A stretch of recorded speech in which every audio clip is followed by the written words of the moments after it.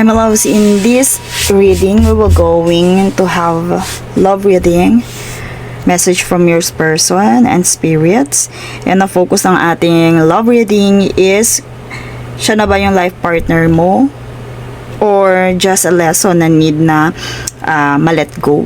So my loves, pwede in this love connection is you are torn, you are being torn sa yung situation. Okay? Siya na ba? Okay, so yes or no tayo. Let's see. Tingnan natin kung ano ang sagot. Yes po, unahin natin yes or no. And we're going to see ano bang meron sa connection ninyong dalawa. May no dito, my loves, na lumitaw. So, with the 5 of Pentacles,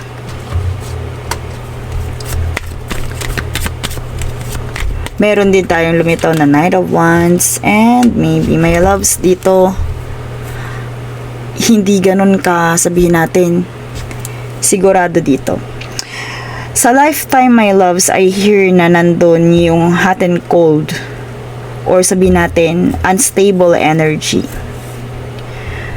Pwede din my loves dito yung Libra energy kasi na yan, kung titingnan mo sa yung 8 na yan, meron din paulit-ulit na mangyayari dito sa connection na to.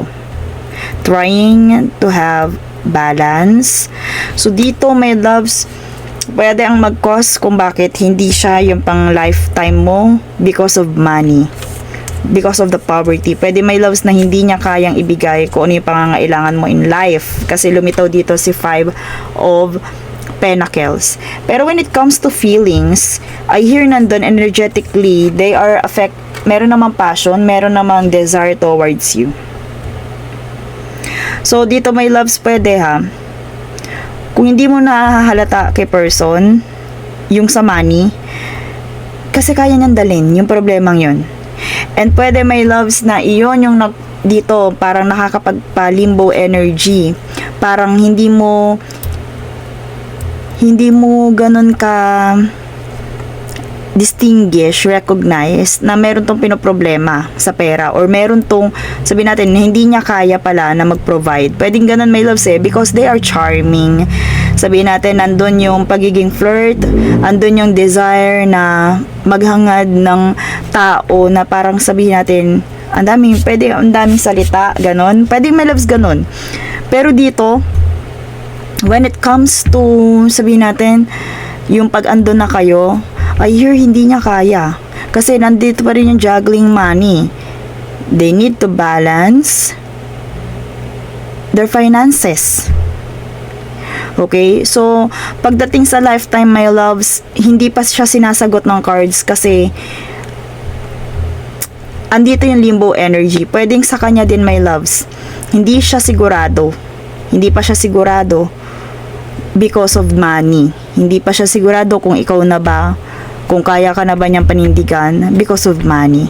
So, pwede my loves na ito yung requirements ni spirits na kailangan maipakita niya na kaya niya na mag-provide. Or pwedeng siya mismo, requirements niya sa sarili niya na bago siya mag-settle down, dapat stable siya. Kasi dito hindi siya stable eh.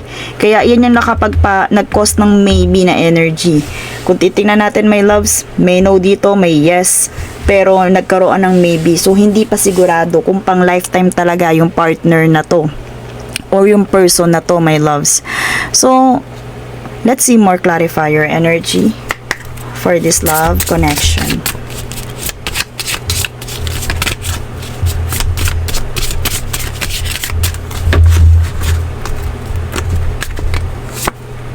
Okay. So, dito my loves na the Legend. Pwede maging ano din to eh. Maging fear.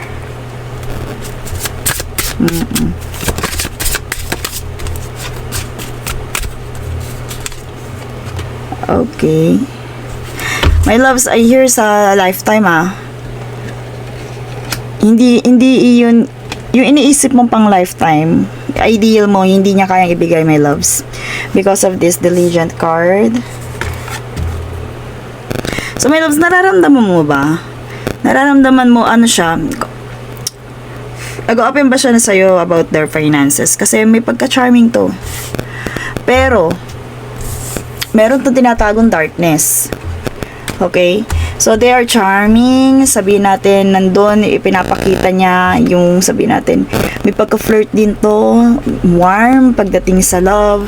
Kasi nga, passionate, my loves. Pero, meron tong ano eh. Parang, alam mo yun, deep inside, fear to. Pwede talaga tong tumakbo. Pwede tong, ano eh, ma-abandon because of this. Look.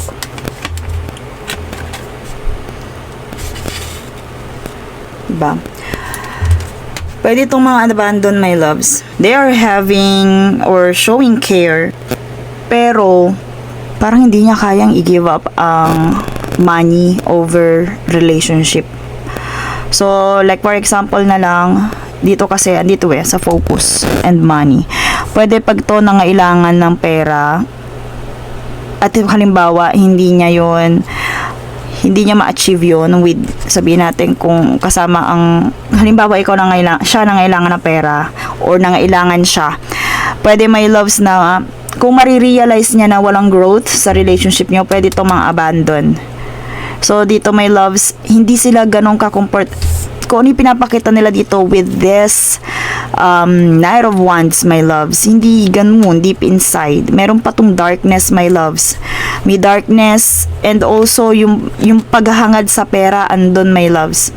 And because of this limbo energy,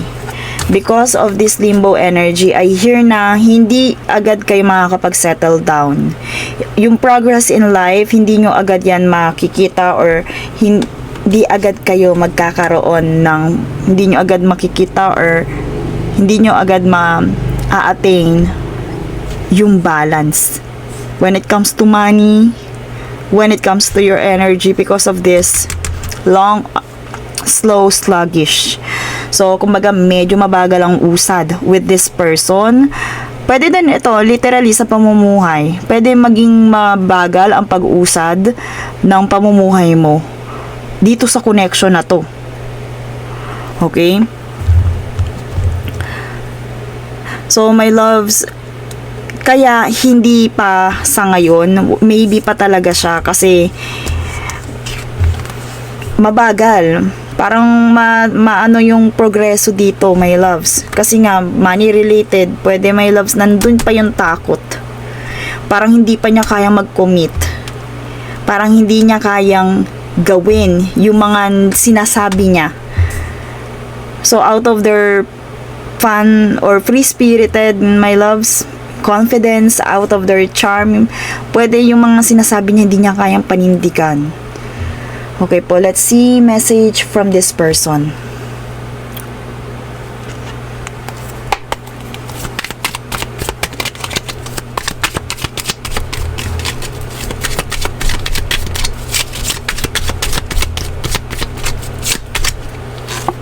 I'm ready.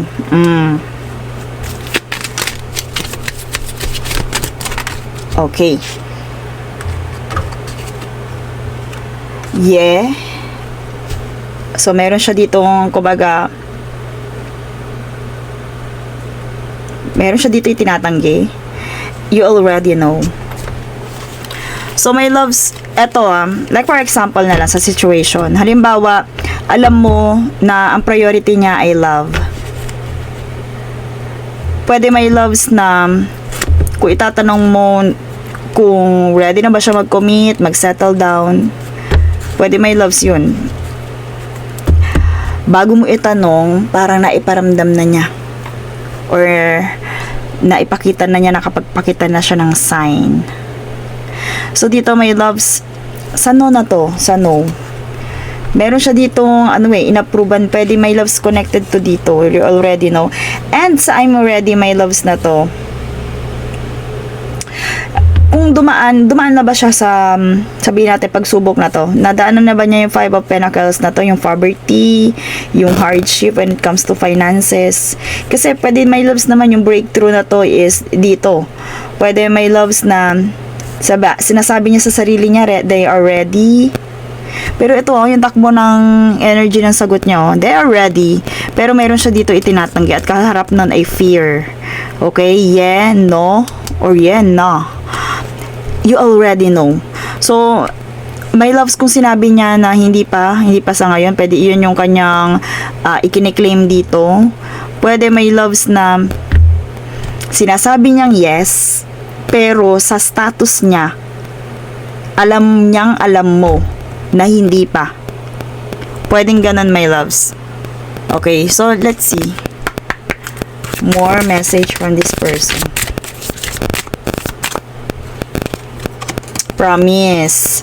I want to make a commitment. I wish you knew just how special you are to me. It kills me not to be able to tell you. Okay?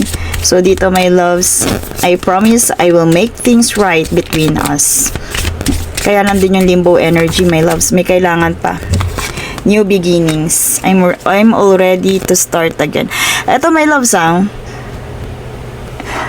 pwede talaga ito tayo ng mga promises sa'yo. Nag-iwan to ng promises sa'yo, my loves. Pero lumitaw kasi dito yung 1 century. Pwede hindi ganun kabilis yung magiging progress ng relationship na to. Kasi meron pang new beginnings dito eh. I have realized what I was missing in my life, and that is you. So, this new love has given me a fresh perspective and changed who I am. So, my loves, pwede dumaan pa din to. Dumaan pa din to sa mga, sabihin natin, kagaya ng kung siya ay isang lesson, dumaan pa siya, my loves. Or dadaan pa yung connection na to. Kasi may new beginning na naman eh. Ibig sabihin, kung ano yung pinlano niya, sinabi niya, pwedeng hindi magtuloy-tuloy yun. Kasi nga, parang ang dami pa. Ang dami pang pagdadaanan, ang dami pang balancing, juggling in life, in money. Madami pa siyang i-accomplish, my loves.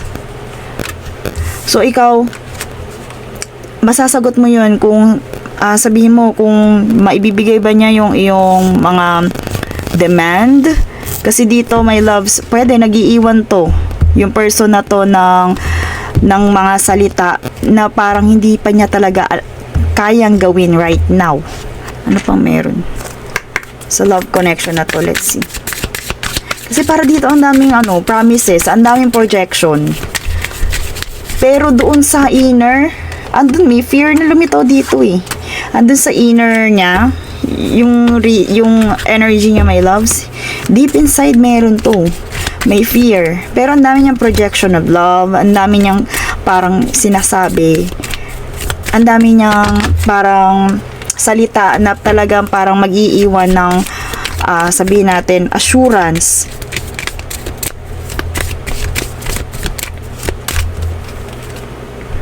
Okay, rejoice. Embrace your loving connection. Rejoice. Right now, my loves, i-enjoy. I-enjoy muna yung connection na to. And commitment is an important factor to achieve a successful relationship. Right now, my loves, I hear, wala pang kasiguraduhan kung ito yung taong para pang lifetime mo. Kasi nga, even your person, nandun pa rin yung limbo energy. Pwedeng ikaw din yung may limbo energy na yon na kailangan pang i-balance out. But, spirits are telling you na i-enjoy. Pwede huwag muna tumingin doon sa future, doon sa inquiry mo kung sa yung life partner or lifetime partner mo, my loves. Kasi, my loves, pwede tanggalin ng pressure, pwede tanggalin to or iwasan to. Iwasang matrigger to dun sa person mo. Okay? So, right now, i-enjoy. Embrace your loving connection and rejoice. Kasi, pwede din, my loves, na mauwi to sa dito sa commitment na to. Pwede mauwi din to sa maganda or malalim na connection. Commitment is an important factor to achieve a successful relationship.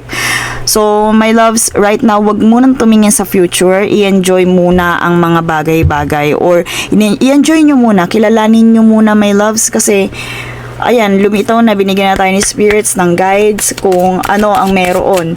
So, or yung parang sabi natin, pwedeng itinatago or energy talaga ng person na to. So, dun nga, sa life partner, hindi pa siya sigurado.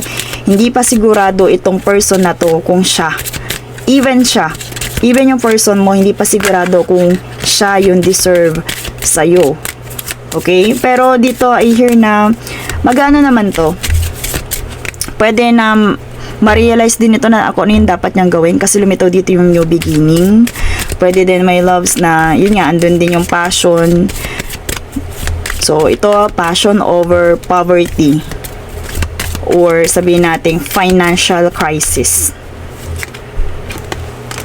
Very soon. Clarity, decide what you want so that it comes to you now.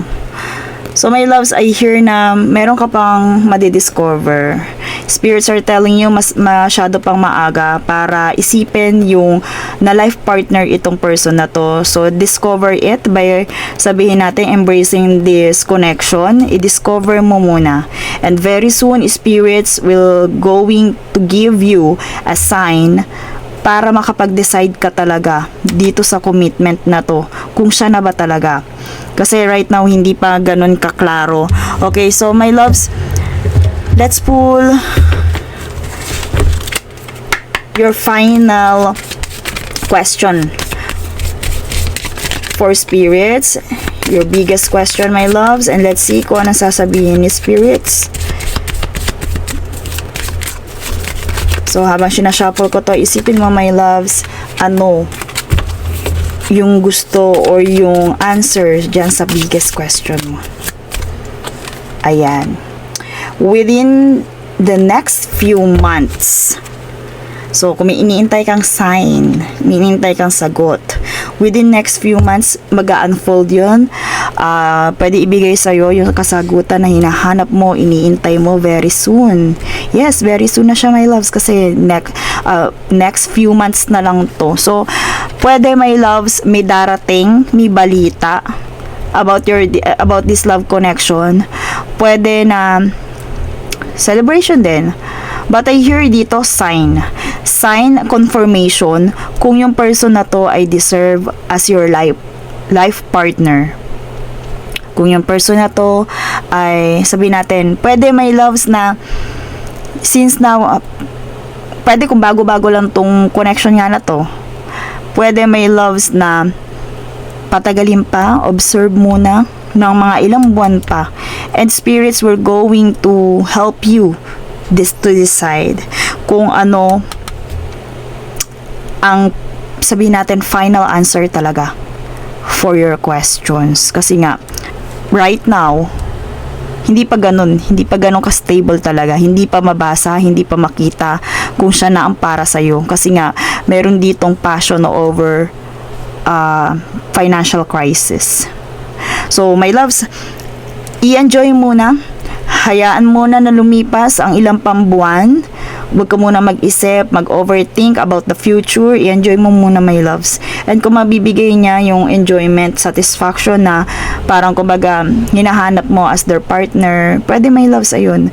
So, ito, my loves, ang i-manifest mo within the next few months, my loves. Very soon, magkakaroon ka ng clarity. Okay? Magkakaroon ka ng clarity. Lagi ka lang mag-pray, my loves, and humingi ng signs and synchronicities.